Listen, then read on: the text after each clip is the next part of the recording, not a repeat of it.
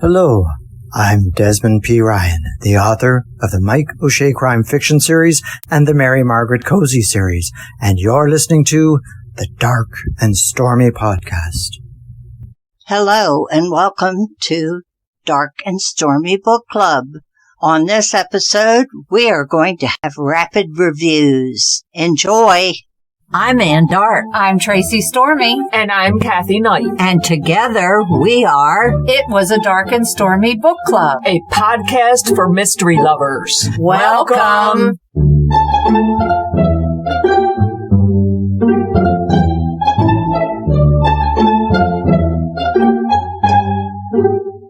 If you enjoy our show, please consider contributing to the Dark and Stormy Patreon. By becoming a patron, you will help us create better and quality content. There are also benefits to becoming a patron, such as exclusive content and Dark and Stormy merchandise. Become a supporter at patreon.com/darkandstormybc. Check our website for the link. We appreciate any and all contributions. Thank you. Hello there. We are going to have what we are calling rapid reviews. It's sort of like what we're reading, but we're trying to get more content in. Our to-read list has gone through the ceiling, and we have got to try to get as many of these books in as we want to give you things to add to your holiday shopping list. Exactly. My first book is called A Margin for Murder. It is a Beyond the Page bookstore mystery, number 8, by Lauren Elliott. It is a Kensington book, and it came out in April of this year. This series stars Addie Grayborn and is a book-themed cozy series. Addie leaves her Grayborn Harbor bookstore, Beyond the Page Books and Curios, in the capable hands of her assistant while she travels to the neighboring town of Penn Hollow to attend a book sale at a library that is closing due to the lack of funding. But the real find is a bookmobile bus, which she is excited to refit as a traveling bookstore to hit all of the summer festivals.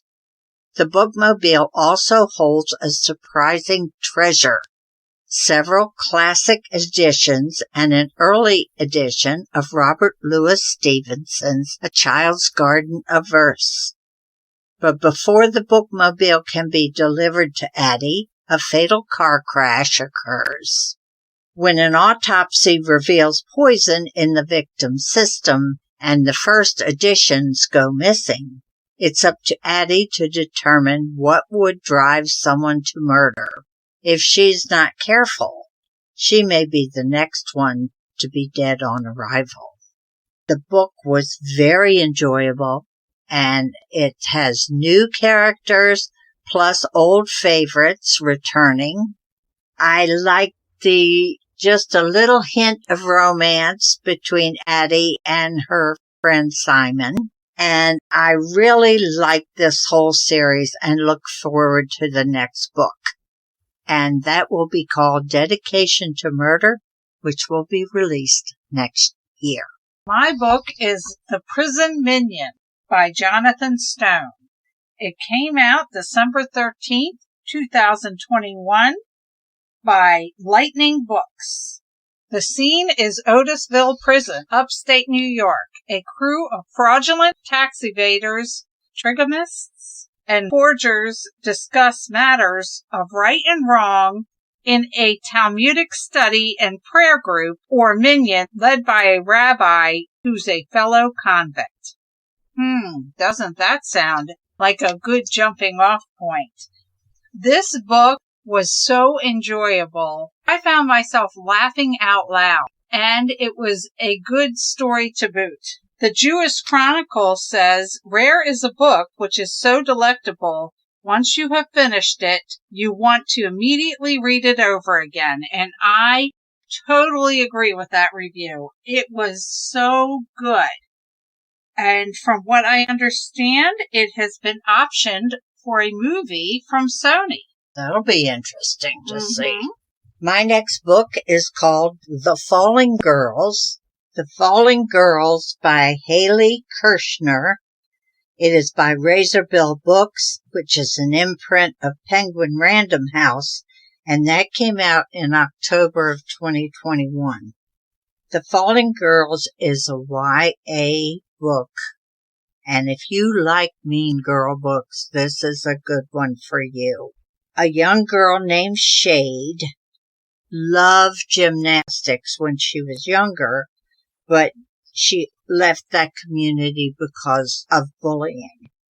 However, when she sees these same girls in cheerleading, she just can't get over the fact she wants to try out, and she's not going to let these girls tell her she can't.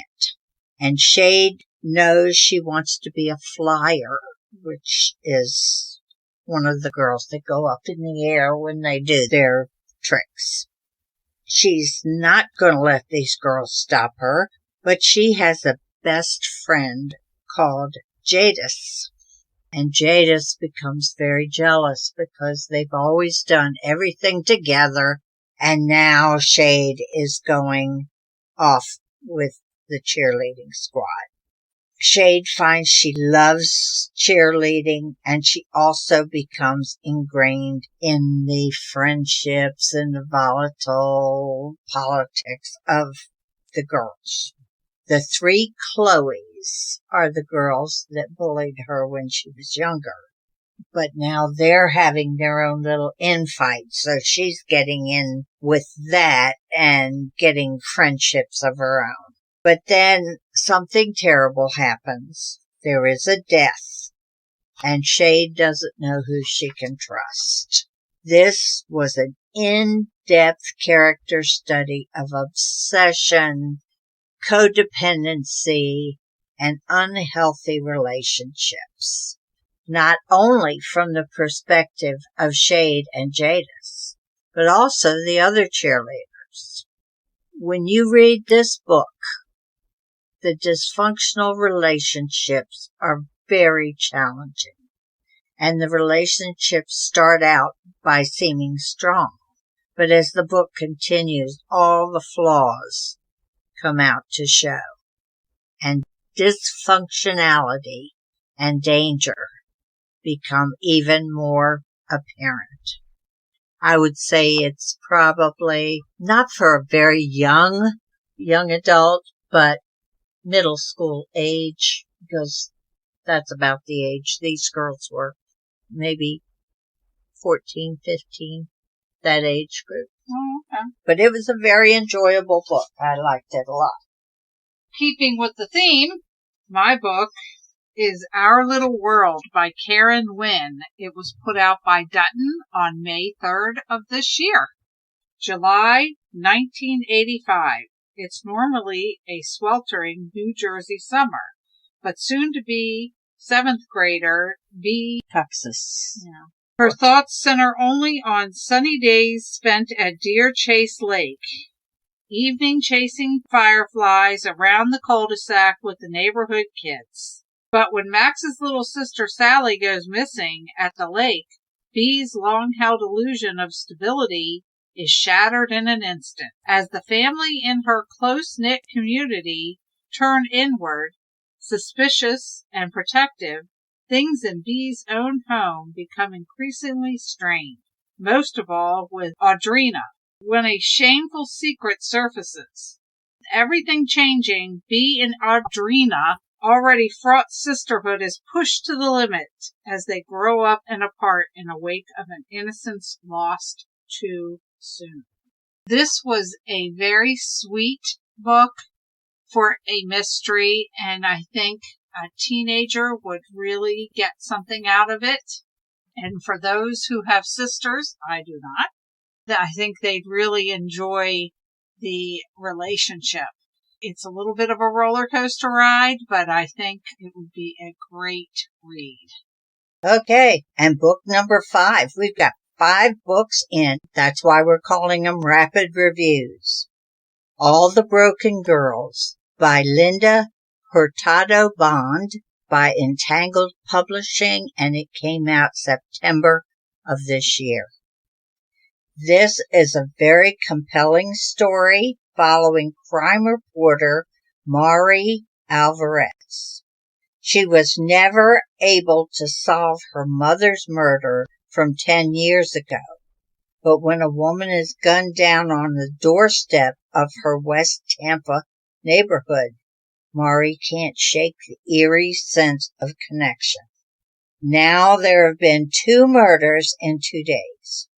Each crime scene is awash with arcane clues and without a trace of DNA from the killer. But for each victim, there's a doll. The first one is missing an eye. The second one is missing a heart.